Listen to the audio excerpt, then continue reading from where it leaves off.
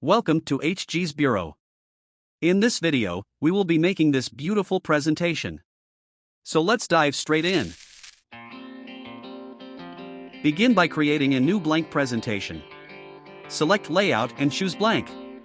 Go to Insert, Video, this device, and select the video to insert. Now go to Playback on tabs.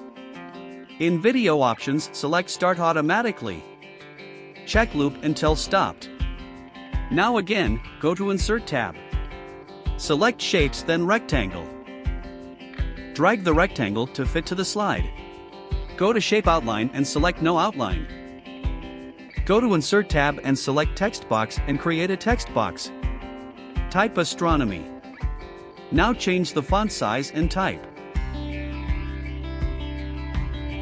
You should choose a good thick and bold font to improve the overall presentation. Make sure to align the text box to the center of the slide.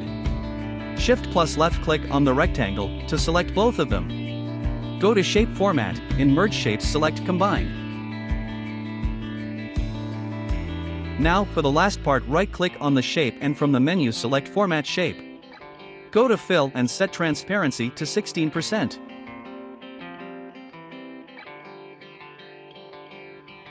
The presentation is now ready.